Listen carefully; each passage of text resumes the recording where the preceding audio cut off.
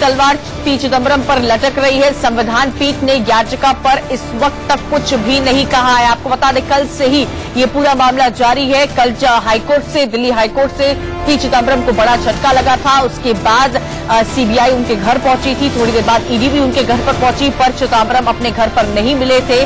Supreme court से चिदम्बरम को फिलहाल कोई राहत नहीं मिली है। बड़ी खबर इस वक्त की आपको बता दें, पी चिदम्बरम से जुड़ी हुई।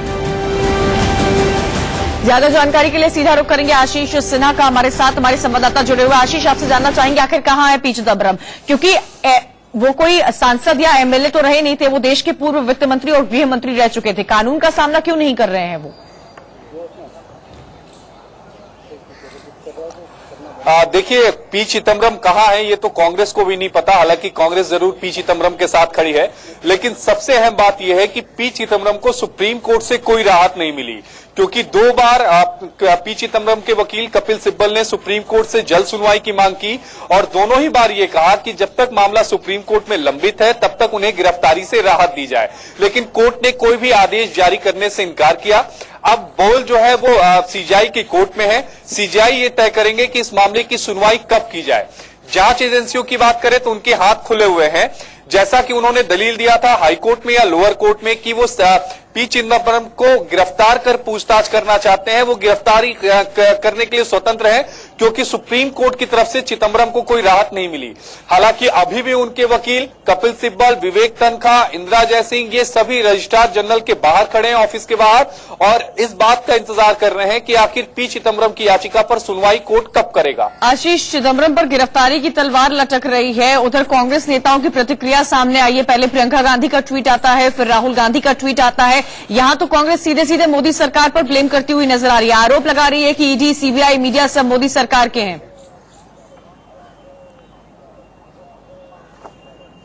देखिए, ये कांग्रेस की दलील हो सकती है कि वो आरोप लगाए, लेकिन अगर हम दिल्ली हाईकोर्ट के ऑर्डर को देखें तो दिल्ली हाईकोर्ट ने अपने आदेश में बिल्कुल साफ कहा है कि प्रथम दृष्टया पी चिदम्बरम के खिलाफ मामला बनता है।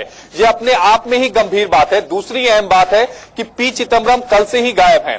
अगर पी चिदम्बरम ने अगर जांच एजेंसी की माने तो पी चिदम्बरम को उनके सामने पेश होना चाहिए था।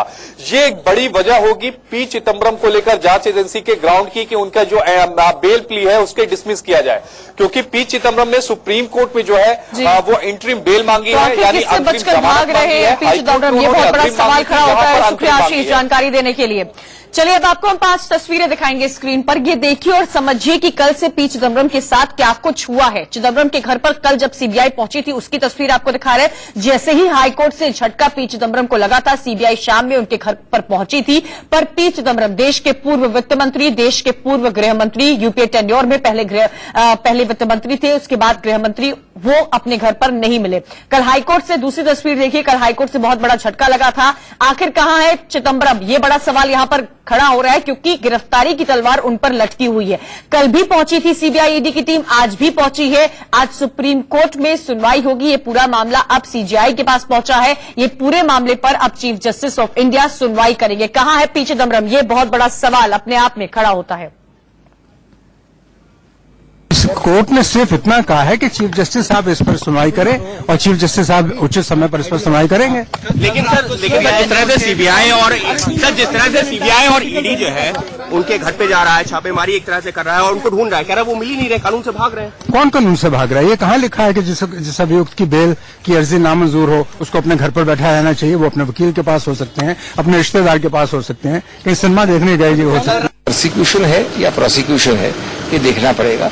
और आज जनता को जवाबदेही भी होती है, सिर्फ कोर्ट न्यायालय की बात नहीं है कि आप इस प्रकार से पीछे पड़े हैं किसी व्यक्ति के, ये कानूनी प्रोसेस के अनुसार नहीं है। क्या लगता है? कानून अपना काम कर रहा है, निष्पक्ष ढंग से काम कर रहा है, और मुझे लगता है कि उस काम में किसी तरह का पॉलिटिकल तड़का लगाने की कोशिश नहीं करनी चाहिए। कानून को अपने काम करना चाहिए। अगर कोई बेगुनाह है तो वो बेगुनाह साबित होगा, गुनहगार है तो कानून की प्रक्रिया के तहत उस पर कार्रवाई होगी।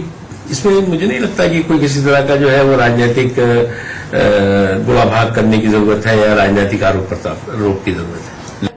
ईडी और सीबीआई में केस रजिस्टर्ड है, उसके हिसाब से वो लोग काम कर रहे हैं। हमारी सरकार का ये है कि जो भी इन्वेस्टिगेटिंग एजेंसीज हैं उनको जो है फ्री हैंड दिया जाए कानून का हिसाब है, कोर्ट में जो है बेल रिजेक्ट हुई है और मेरा विश्वास है कि वो खुद होम मिनिस्टर रहे हैं, खुद वकील हैं, उनको जो है कानून का जो कोर्ट का जो आदेश है उसका पालन करना चाहिए।